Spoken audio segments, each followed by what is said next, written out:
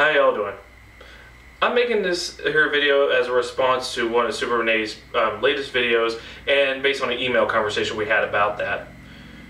And this is the one that she did about how people act rudely around her as they're quickly driving their car past her while she's riding a bike or something.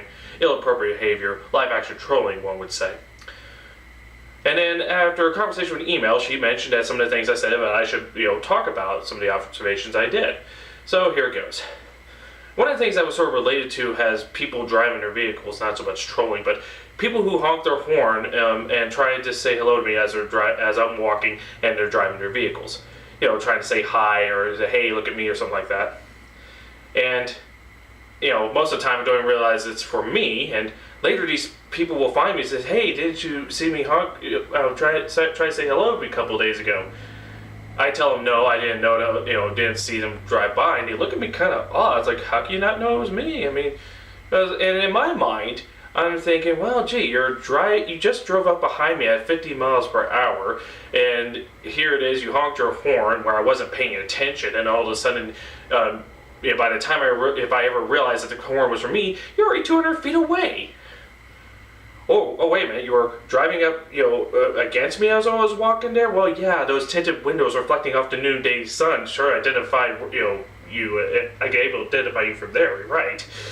Of course, a lot of people don't see that, not at first until you point it out, and I don't really tell them to, because at my response, it seems kind of rude, but I guess there's a general way of doing it. I guess there's an old saying that it's different looking out than it is looking in. Well, that's true for both metaphor and real life.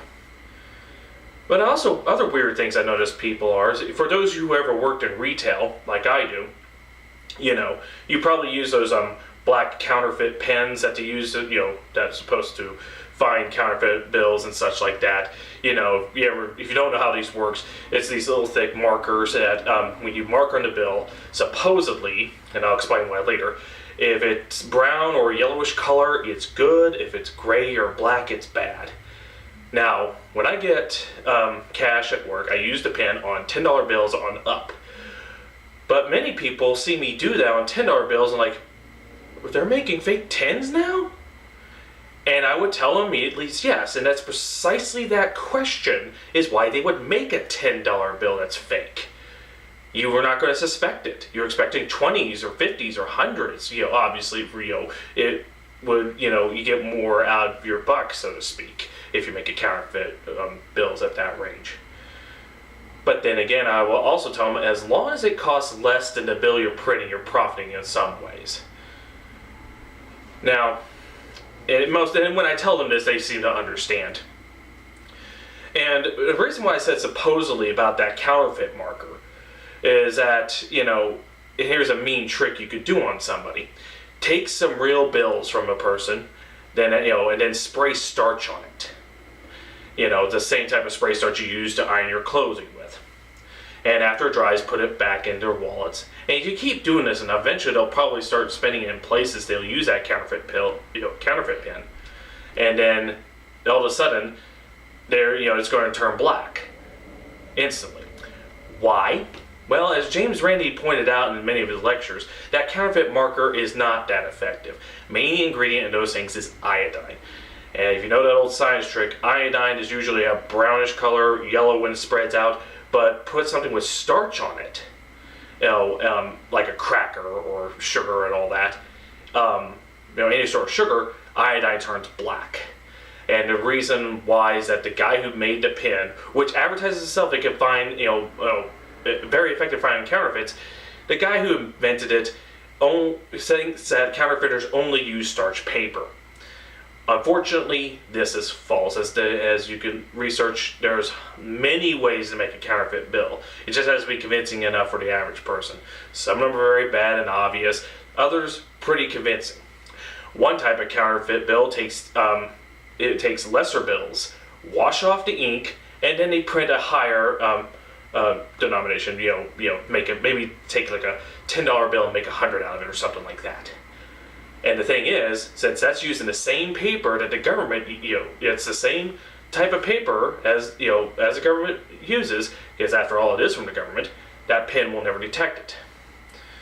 The only people who seem to notice up front is those who are in law enforcement or those who work in counter. And I've met a couple of guys who did work in counterfeits and stuff like that, those divisions, and they know exactly what I'm talking about.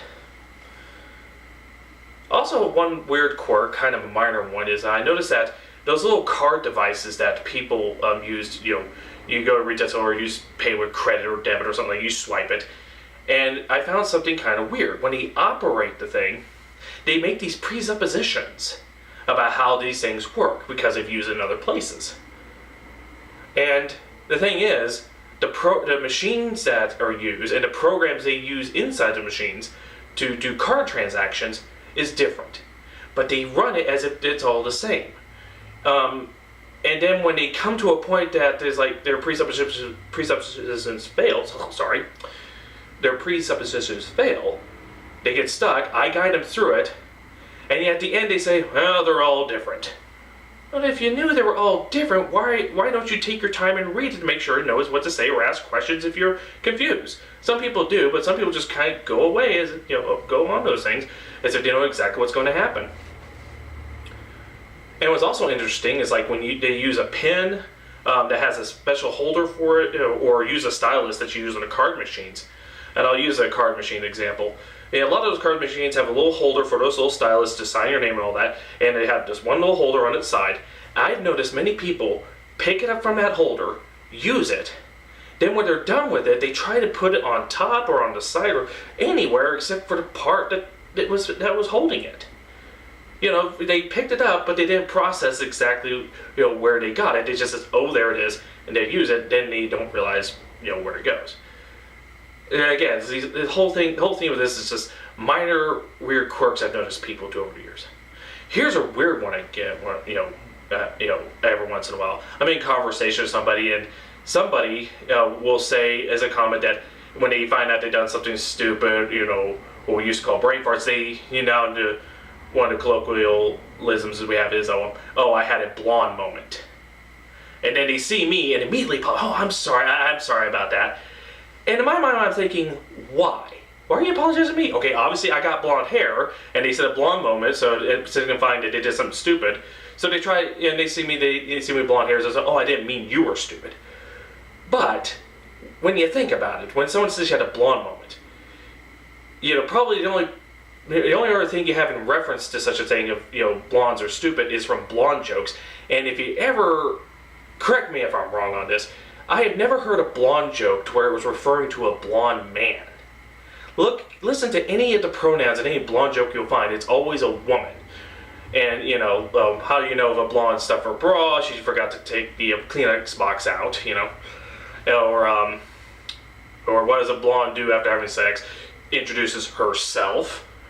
When a blonde found out she was pregnant, she has, is it mine? But I don't recall any blonde jokes that had male pronouns in the description of the blonde itself. It's always a female, because the stereotype that this came from is the dumb, bubble-headed blonde woman. So when people apologize to me because they said had a blonde moment, I mean, okay, yes, I have blonde hair, but I'm also a man, so that doesn't really count. If I did something stupid, it's not because I have blonde hair, it's because I am a man, which is a whole other category itself. Well, I guess that about does it for this little rant here. I hope you probably had some similar moments of people not thinking things through, or little quirks you notice people do. And correct me if I'm wrong about the blonde thing, or if you have any other experiences, you can write down below. And thank you very much.